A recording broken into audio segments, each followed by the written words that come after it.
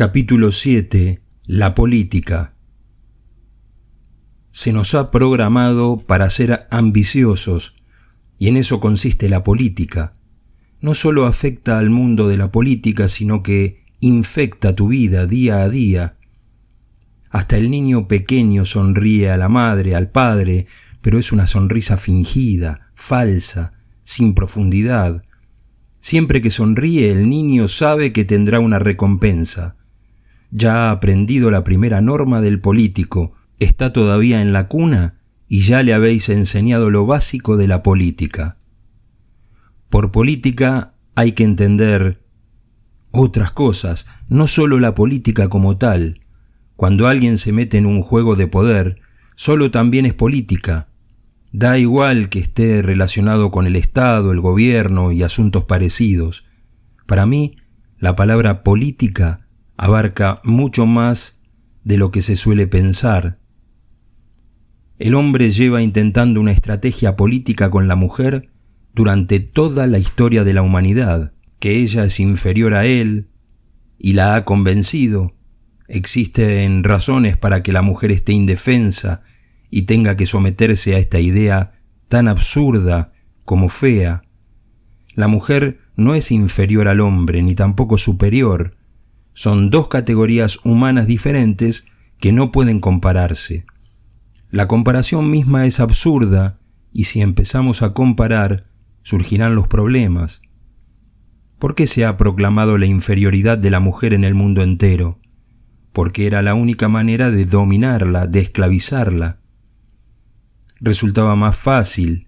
Si hubiera sido igual, habría habido problemas. Por eso se tenía que convencer de que era inferior, y las razones esgrimidas son las siguientes. Tiene menos fuerza muscular y menor estatura, no ha escrito filosofía ni teología, no ha fundado ninguna religión, no ha habido mujeres que destacaran en la música o la pintura.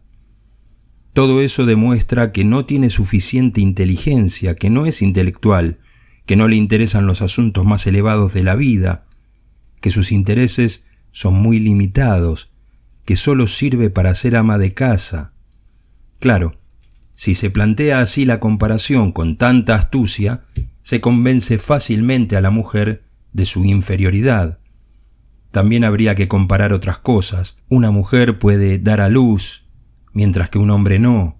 Él es inferior, no puede ser madre. La naturaleza no le ha dado tal responsabilidad, sabiendo que es inferior. La responsabilidad recae sobre el superior, y la naturaleza no ha dotado de útero al hombre. En realidad, su función en la procreación no es más que la de una inyección, algo momentáneo. La madre tiene que llevar en su vientre al niño durante 9 meses, con todos los inconvenientes. No resulta tarea fácil, y después dar a luz. Eso supone casi experimentar la muerte. A continuación tiene que criar al niño durante años, y en épocas pasadas no paraba de tener hijos. ¿Qué tiempo le hemos dejado para dedicarse a la música, a la poesía o a la pintura? ¿Qué tiempo le hemos concedido? Estaba continuamente embarazada o cuidando de los hijos que había parido, y cuidándose de la casa para que el hombre se dedicara a asuntos más elevados. Digo lo siguiente a cualquier hombre: intercambia el trabajo durante 24 horas, que ella pueda dedicarse a pensar, a crear poesía o música, y durante esas 24 horas ocúpate tú de los hijos, de la cocina, de la casa. Entonces te darás cuenta de quién es superior. 24 horas serán suficientes para demostrarte que cuidar de tantos niños es como vivir en un manicomio. Con un solo día de cocinar para la familia y los invitados, comprenderás que en esas horas has vivido en un auténtico infierno y olvidarás la idea de tu superioridad porque no tendrás ni un segundo para pensar en la teología, la filosofía o la religión. Debes pensar en otros términos. Sí, la mujer tiene menos musculatura porque durante millones de años no ha realizado el trabajo que desarrolla los músculos. Yo he estado con ciertos indígenas en la India, pueblos en los que la mujer es musculosa y el hombre no. Eso significa que no es algo natural, sino histórico. Pero las mujeres llevan tanto tiempo sin realizar trabajos que requieran musculatura que poco a poco han perdido la forma natural de la capacidad para desarrollarla. Pero también hay que considerar el asunto desde otros ángulos. La mujer tiene más resistencia que el hombre, un hecho comprobado médicamente. Las mujeres enferman con menos frecuencia que los hombres y viven más tiempo que ellos, unos 5 años más. Es una sociedad absurda la que ha decidido que el marido debería de ser 4 o 5 años mayor que la mujer, simplemente para demostrar que el hombre es más experimentado y así mantener intacta su superioridad. No está bien desde el punto de vista médico, porque la mujer vive 5 años más que el hombre. Desde el punto de vista médico, el marido debería ser 5 años más joven que la mujer, de modo que murieran al mismo tiempo o casi. Por una parte, el hombre tiene que ser 4 o 5 años mayor que la mujer, y por otra parte, a la mujer no se le permite que vuelva a casarse otra vez. En la mayoría de las culturas y las sociedades, recientemente ha empezado a permitírsele, pero solo en los países desarrollados. Como no se le permite volver a casarse, vivirá al menos 10 años de viudeidad. Eso es una insensatez desde el punto de vista médico. Hay un error aritmético. ¿Por qué obligar a la mujer a ser viuda durante 10 años? Habría sido mejor que la mujer hubiera tenido 5 años más que el marido, que el hombre hubiera sido 5 años más joven que la mujer. Con eso se habría arreglado el asunto. Habrían muerto casi al mismo tiempo y no habría ni viudos, ni viudas, ni todos los problemas derivados de esa situación. Si nos paramos a pensar que una mujer vive 5 años más que un hombre, ¿quién es superior? Si la mujer enferma con menos frecuencia, si tiene más resistencia, ¿quién es superior? El porcentaje de suicidios de mujeres es un 50% inferior al de los hombres. Lo mismo ocurre con el porcentaje de casos de locura, un 50% menor en las mujeres. Pero nunca se han tenido en cuenta estos hechos. ¿Por qué? ¿Porque se suicidan el doble de hombres que de mujeres? Da la impresión de que los hombres no tienen paciencia con la vida. Son demasiado impacientes, tienen demasiados deseos, demasiadas expectativas, y cuando las cosas no les salen bien, quieren acabar con todo. Se frustran con mucha rapidez. Eso es signo de debilidad. No tienen el valor de enfrentarse a los problemas de la vida. El suicidio es una cobardía, escapar de los problemas en lugar de resolverlos. La mujer tiene más problemas, los suyos propios y los que le crea el hombre. Tiene problemas por partida doble y sin embargo los afronta con valor. Pero todos dicen que es más débil. ¿Por qué se vuelven locos el doble de hombres que de mujeres? Eso demuestra que su intelecto no es muy fuerte, que se le puede ir la cabeza a la primera de cambio. Entonces, ¿por qué tanto empeño en la inferioridad de la mujer? Cuestión de política, de juego de poder. Usted dice muchas veces que los políticos y los sacerdotes explotan y engañan a la gente, que se aprovechan de ella, como si pertenecieran a otra raza, como si fueran extraterrestres que se han impuesto a nosotros. Por el contrario, yo opino que los políticos y los sacerdotes salen de entre nosotros y por eso somos responsables de sus actos.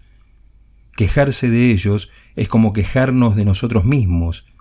¿Es que no hay un político o un sacerdote oculto en cada uno de nosotros? ¿Podría decir algo al respecto, por favor? Desde luego que los políticos y los sacerdotes no son extraterrestres. Nacen y crecen entre nosotros.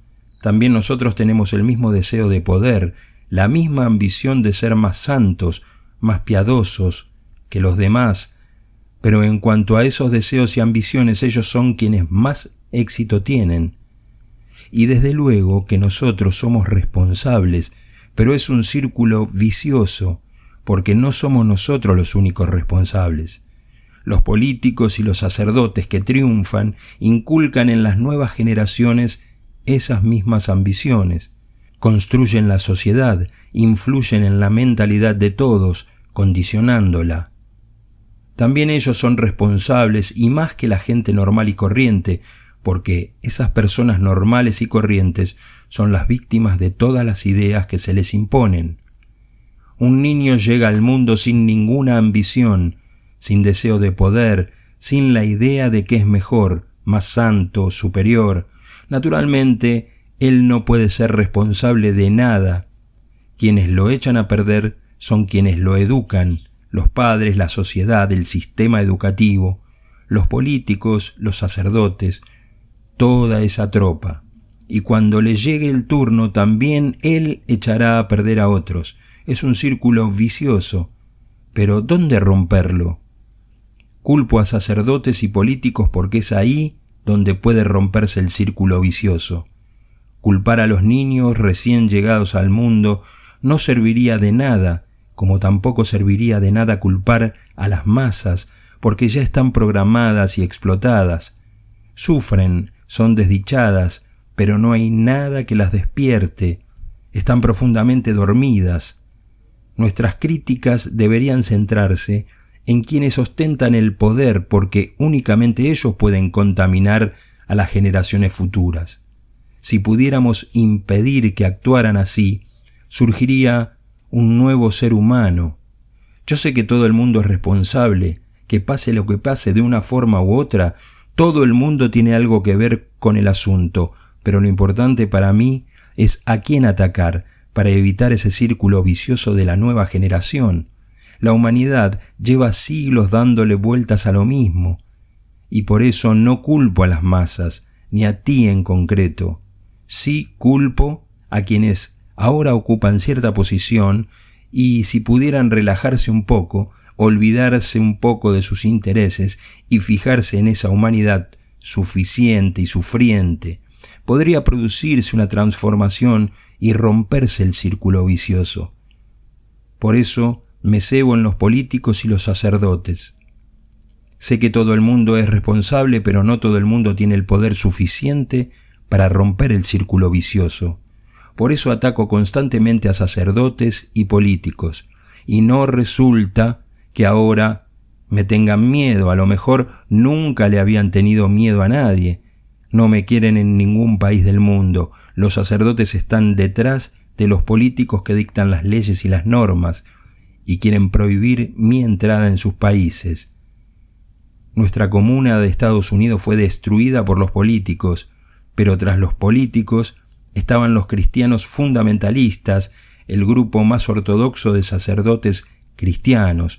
Ronald Reagan, por ejemplo, es cristiano fundamentalista, y ser cristiano fundamentalista significa ser ortodoxo hasta la médula. Reagan está convencido de que todas y cada una de las palabras de la Biblia son sagradas, pronunciadas por el mismísimo Dios. Y tanto los políticos como los sacerdotes son muy vulnerables, no tienen dónde apoyarse. Un buen golpe y adiós, y entonces la sociedad empezará a saber en qué consiste la libertad. Podemos criar a los hijos de una forma más humana, sin condicionamientos, con inteligencia, para que sean capaces de ver la tierra como un todo, sin cristianos, hindúes, musulmanes, sin indios, chinos ni estadounidenses. Las naciones y las religiones son creación de los sacerdotes y los políticos. En cuanto desaparezcan ellos, también desaparecerán las religiones y las naciones. Y un mundo libre de religiones y de naciones será un mundo humano, sin guerras, sin luchas innecesarias por cosas que nadie ha visto. Qué absurdo que las personas lleven miles de años matándose entre sí en nombre de Dios. Nadie lo ha visto, nadie tiene pruebas, y encima ni siquiera sienten vergüenza, porque si lo miras directamente a los ojos, nadie se lo ha planteado jamás.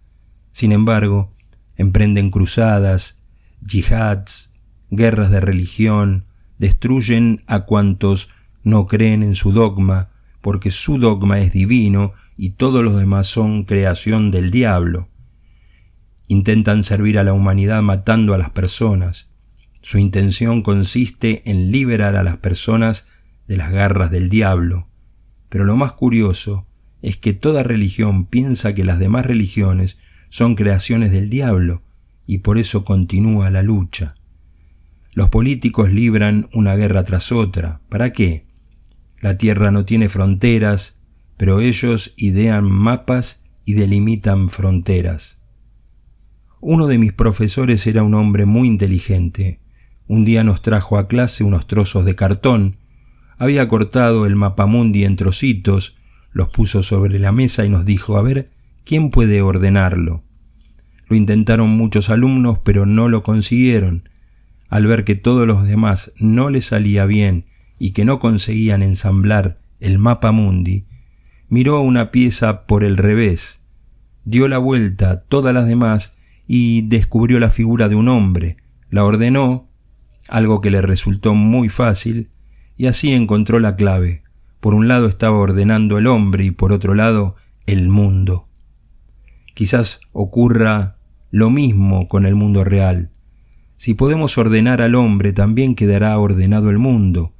Si logramos que el hombre esté en silencio, en paz, con amor, desaparecerán las naciones, desaparecerán las guerras y los políticos sucios.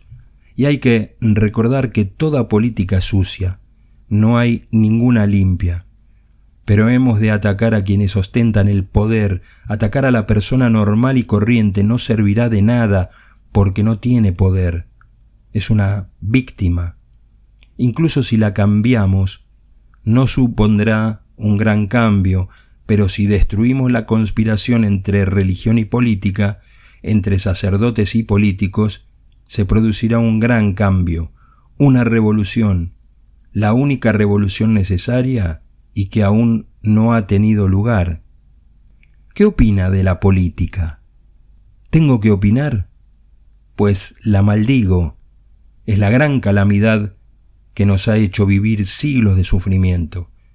La política es absolutamente innecesaria, pero los políticos no consentirán que realmente lo sea, porque entonces perderían sus presidencias, sus casas blancas, sus kremlins. La política no es necesaria, es algo totalmente anticuado. Se necesitaba porque las naciones no paraban de luchar entre sí. Ha habido 5.000 guerras en 3.000 años. Si disolviéramos las fronteras, que solo existen en el mapa, no en la tierra, ¿a quién le interesaría la política? Desde luego, habría un gobierno mundial, pero solo tendría un carácter funcional. No supondría el menor prestigio, porque no existiría competencia para acceder a él. Si eres presidente del gobierno mundial, ¿qué? ¿No eres más importante que los demás? El gobierno funcional es como la red de ferrocarriles. ¿A quién le importa quién dirige la red de ferrocarriles? Si el servicio de correos funciona bien, ¿a quién le importa quién sea el director? Las naciones tienen que desaparecer y con ellas desaparecerá la política. Se suicidará. Lo que quedará será una organización funcional para hacerse cargo de las cosas, que podrá ser rotatorio como el Rotary Club, en el que a veces el presidente es un negro, otras veces una mujer, otras veces un chino, otras un ruso, otras un estadounidense, pero continúa girando como una rueda. Quizá la persona no debería ostentar el puesto más de 6 meses porque más tiempo resultaría peligroso, de modo que 6 meses de presidente y después se acabó, y que no eligieran a nadie más. Es simple torpeza mental elegir una y otra vez al mismo presidente. ¿No veis la torpeza mental? ¿Es que no hay personas inteligentes? ¿Es que solo tenéis un vejestorio para que siga una y otra vez? Tampoco se necesitarían los partidos políticos en ese mundo. Los individuos deberían decidir individualmente. No se necesitan los partidos políticos porque solo contribuyen a la destrucción de la democracia. Aunque la gente dice que la democracia no puede existir sin los partidos políticos, yo os digo que la democracia no puede existir con los partidos políticos porque tienen sus propios intereses. Cada individuo es libre de presentarse a cualquier cargo o de votar a quien le parezca conveniente, y quien salga elegido puede ser mucho más sensato que cualquier presidente o primer ministro. Entonces, como solo va a ocupar ese puesto durante 6 meses, no puede perder el tiempo inaugurando esta universidad y la otra, o ese puente y el otro, o esa carretera. No puede perder el tiempo en absurdas inauguraciones. Y el Parlamento se limita a discutir sobre asuntos absurdos, como si dispusieran de todo el tiempo del mundo. Para aprobar una simple ley necesitan años y años. Una persona que solo vaya a mantenerse en ese cargo 6 meses no puede permitirse semejantes estupideces. Se rodeará de asesores científicos, de expertos en diferentes campos. Por ejemplo, en el terreno de la economía buscará a los mejores cerebros de la economía para que lo asesoren. No dispone de mucho tiempo. No puede apoyarse en políticos de tercera clase, que solo conocen el arte de la mentira y nada más. Si tiene que tomar decisiones sobre la educación, pedirá consejo a los grandes especialistas en educación del mundo entero. Pero ahora ocurren cosas tan extrañas. Os doy una fórmula. Un solo mundo.